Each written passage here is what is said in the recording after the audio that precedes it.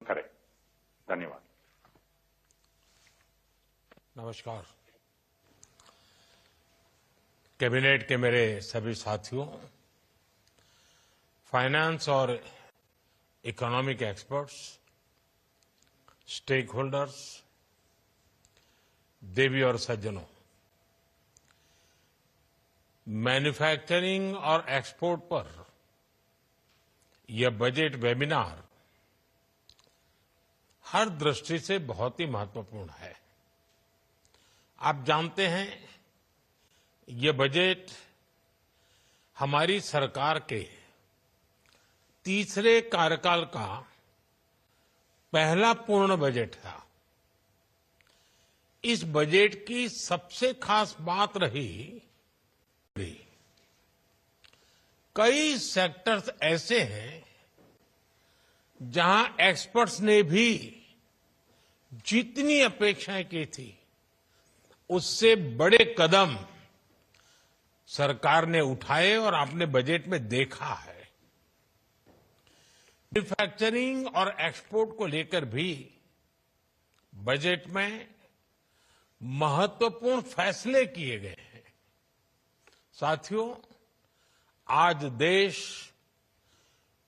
एक दशक से भी ज्यादा समय से सरकार की नीतियों में इतनी कंसिस्टेंसी देख रहा है। बीते 10 वर्षों में भारत ने लगातार रिफॉर्म्स, फाइनेंशियल डिसिप्लिन, ट्रांसपेरेंसी और इंक्लूसिव ग्रोथ को लेकर अपनी प्रतिबद्धता दिखाई है। कंसिस्टेंसी और रिफॉर्म्स का एश्योरेंस एक ऐसा बदलाव है जिसकी वजह से हमारी इंडस्ट्री के भीतर नया आत्मविश्वास आया है। मैं मैन्युफैक्चरिंग और एक्सपोर्ट से जुड़े प्रत्येक स्टेक होल्डर को ये विश्वास दिलाता हूं कि ये निरंतरता आने वाले वर्षों में ऐसी ही बनी रहेगी। आप मेरे पूरे विश्वास के साथ मैं आपसे आग्रह करता हूं,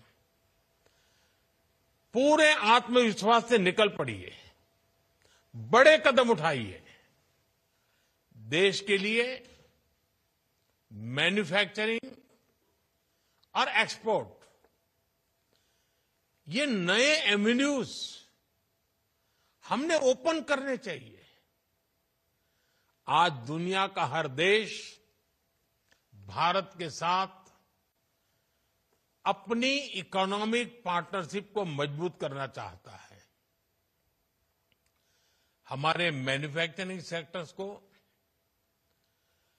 इस पार्टनरशिप का ज्यादा से ज्यादा लाभ उठाने के लिए आगे आना चाहिए। साथियों, किसी भी देश में विकास के लिए स्टेबल पॉलिसी और बेहतर बिजनेस एनवायरनमेंट बहुत जरूरी है।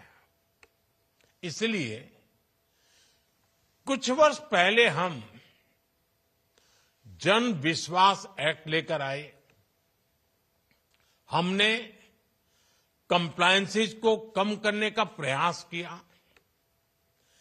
केंद्र और राज्य स्तर पर 40,000 से ज्यादा कंप्लायंसेस खत्म किए गए। इससे ईज ऑफ डूइंग बिजनेस को बढ़ावा मिला और हमारी सरकार ये मानती है कि एक्सरसाइज निरंतर चलती रहनी चाहिए। इसलिए हम सिंप्लीफाइड इनकम टैक्स की व्यवस्था लेकर आए। हम जन विश्वास 2.0 बिल पर काम कर रहे हैं। नॉन फाइनेंशियल सेक्टर के रेगुलेशंस को रिव्यू करने के लिए एक कमेटी का गठन का भी निर्णय हुआ है। हमारा प्रयास है कि इन्हें मॉडर्न, फ्लेक्सिबल पीपल फ्रेंडली और ट्रस्ट बेस्ड बनाया जा सके। इस एक्सरसाइज में इंडस्ट्री की बहुत बड़ी भूमिका है।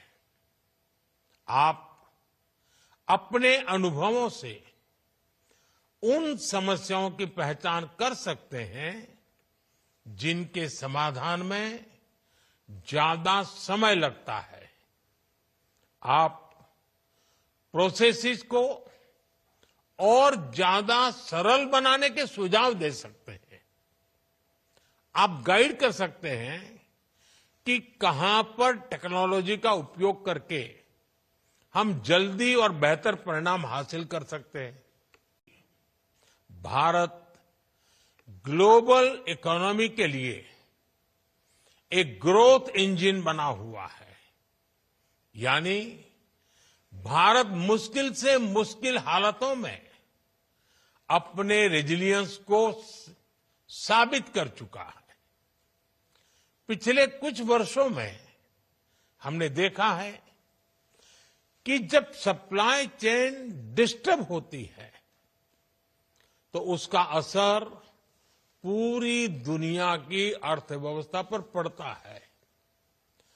दुनिया को आज ऐसे भरोसेमंद पार्टनर की जरूरत है जहां से हाई क्वालिटी प्रोडक्ट्स निकले और सप्लाई रिलायबल हो। हमारा देश ये करने में सक्षम है। आप सब सामर्थ्यवान है। ये हमारे लिए बहुत बड़ा मौका है, बहुत बड़ी अपॉर्चुनिटी है।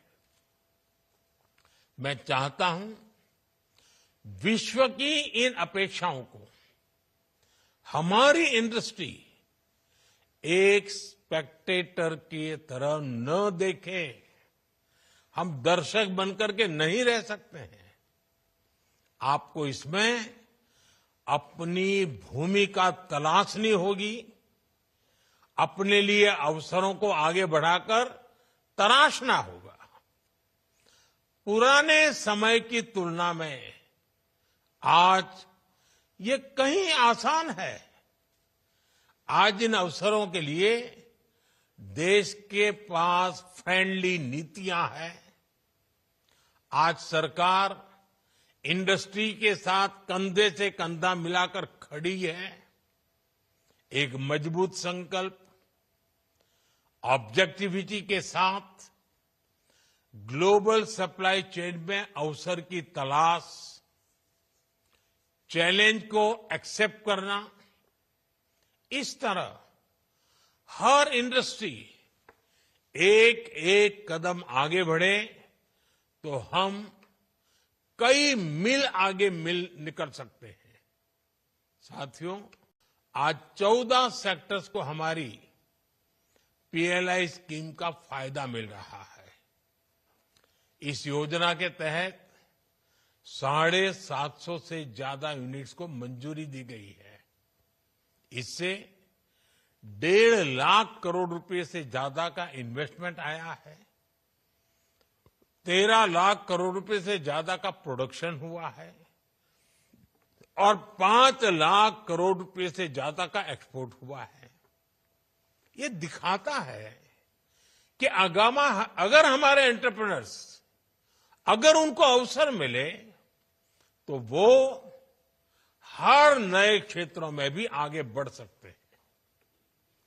मैन्युफैक्चरिंग और एक्सपोर्ट को बढ़ावा देने के लिए हमने 2 मिशन शुरू करने का फैसला किया है। हम बेहतर टेक्नोलॉजी और क्वालिटी प्रोडक्ट्स पर फोकस कर रहे हैं और लागत कम करने के लिए स्किलिंग पर जोर दे रहे हैं। मैं चाहूंगा कि यहां मौजूद सभी स्टेक होल्डर्स ऐसे नए प्रोडक्ट्स की पहचान करें जिनकी वर्ल्ड में डिमांड है, जिनकी मैन्युफैक्चरिंग हम कर सकते हैं। फिर हम उन देशों तक एक स्ट्रेटेजी के साथ आज जाएं जहां एक्सपोर्ट की संभावनाएं हैं